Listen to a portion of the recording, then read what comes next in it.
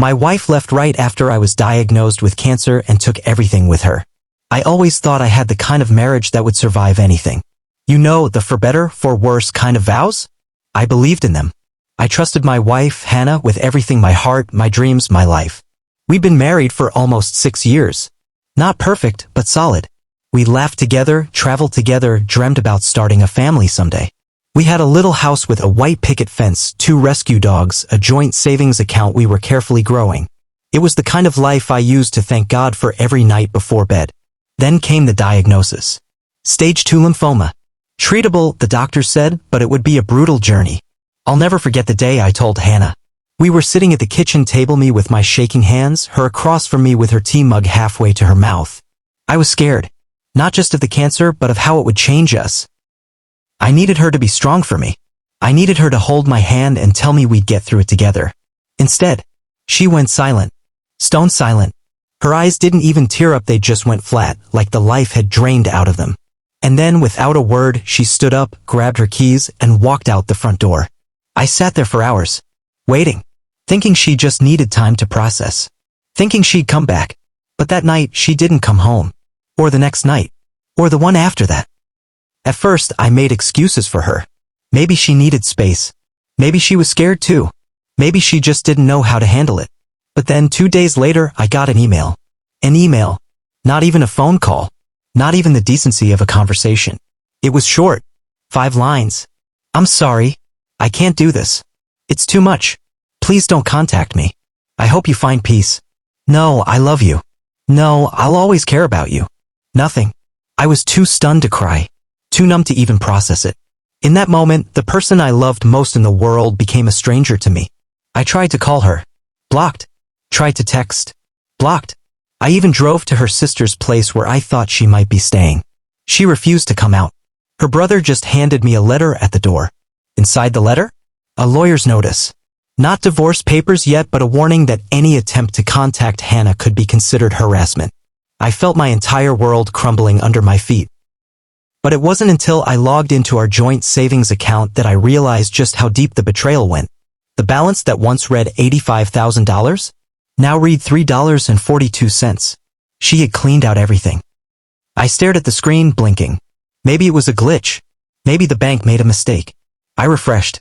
Logged out. Logged back in. No mistake. $3.42. Gone. Savings we had built over 10 years together. Savings meant for emergencies, a future home, maybe even kids someday.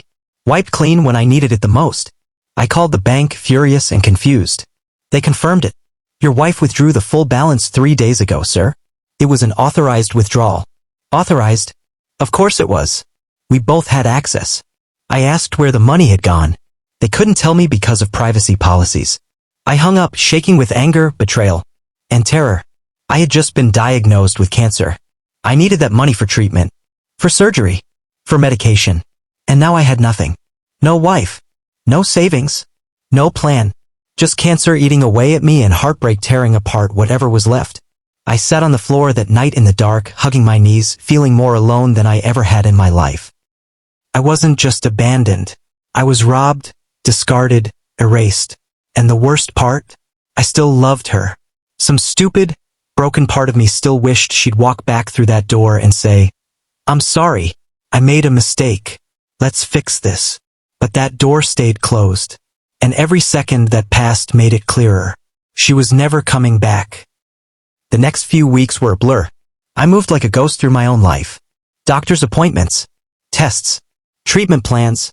Everywhere I went, I filled out forms that asked emergency contact. And every time, my pen hovered uselessly above the paper. Who did I have? No parents alive. No siblings nearby. No friends close enough. I had her. I had her. And now I had no one. Meanwhile, my landlord started calling. Rent was due. I had no money. Utilities were piling up. Treatment bills were starting to come in. I sold my car first. Then my gaming console. Then my laptop. Piece by piece, I dismantled the life we built together to survive one more month. Each item I sold felt like cutting off another piece of my own skin. Each goodbye felt like an insult to the years of hard work we shared. I even considered starting a GoFundMe, but my stupid pride told me to fight it alone. Night after night, I lay awake on a mattress on the floor. Empty apartment. Empty bank account. Empty life. All while the tumor inside me grew. And then, one night I saw her, scrolling through Facebook at 2 a.m., numb, hoping to distract myself. There she was, smiling, sun-kissed, on a beach, with another man. The caption, "New beginnings. God is good." I sat frozen, staring at the screen. Her profile picture, her smiling face, the guy beside her, his arm around her waist. The way they looked so happy. Was she with him already? Had she been seeing him all along? How long had I been a fool? I couldn't breathe. It was like the world was spinning around me, like I couldn't get my footing. The only thing that felt real was the pain burning through my chest like a hot knife. I clicked on the post to read the comments. My heart sank further. "You deserve all the happiness in the world, girl. Glad to see you're moving on. God always has a plan. It's your time to shine." I wanted to scream. I wanted to break everything in front of me. How could she just move on? How could she turn her back on everything we had built? The betrayal was one thing, but to see her celebrating? To see her so carefree with someone else? It broke me. I spent hours on that post, reading it over and over. Seeing the life I should have had, the life we should have shared, being so easily replaced. The part of me that loved her screamed inside, but the part of me that was hurt, furious, shattered, started to grow louder. I realized I couldn't keep doing this. I had to confront her. I had to face the person who had been everything to me. And yet now she was just a stranger. I got up from my couch and grabbed my phone. It was time to call her. I wasn't sure what I'd say, but something inside me needed closure. I dialed her number. It rang twice, then 3 times, then 4. I couldn't breathe. Finally, the voicemail kicked in. Her voice, sweet and familiar, recorded years ago. I hung up. Tears filled my eyes. The anger inside me boiled. But I also felt something else: defeat. I had already been defeated by her actions. The silence in my apartment felt heavier now. I sat in the dark, the only light coming from the dim screen of my phone. The void between us had grown so vast, so deep. And the more I tried to understand her actions, the more I lost myself. Days passed. Then weeks. I kept hoping, maybe, just maybe, I'd get a call from her. Some apology. Some sign that she still cared. But nothing. The voicemail remained full. Her phone went straight to voicemail every time I tried. Her social media continued to show the perfect picture of her new life. But I was stuck. Stuck in this nightmare. I could feel the weight of my diagnosis like an anchor dragging me down deeper into a place I couldn't escape. The doctors said the treatment would help. But did it matter anymore? What was the point of all of this if I didn't have anyone to fight for me? One evening, as I sat in the dark once more, my phone buzzed. It was a message from her. "Hey, I'm sorry I couldn't be there. I'm not the person you need right now. I hope you find peace." The words were like poison. I'm not the person you need right now. I read it over and over, trying to make sense of it. She wasn't sorry. Not truly. If she had been, she wouldn't have left. She wouldn't have replaced me so easily. But still, I replied. I had to. I needed closure. "You've already taken everything. I hope you find whatever makes you happy. But you don't get to play the victim now. I have nothing left." And I meant it. I had nothing left. It had been months since she left, and life felt like it was slipping through my fingers. The pain in my chest wasn't just from my cancer diagnosis, it was the emptiness she left behind. I still couldn't believe she had walked away so easily, leaving me to fight for my life alone. The treatment was grueling, and the doctor's words echoed in my head. "You have a good chance with this treatment, but it's a tough road ahead." But each time I thought about her, how she abandoned me in my weakest moment, I could feel that pain surge back. It was like the cancer and the betrayal were intertwined.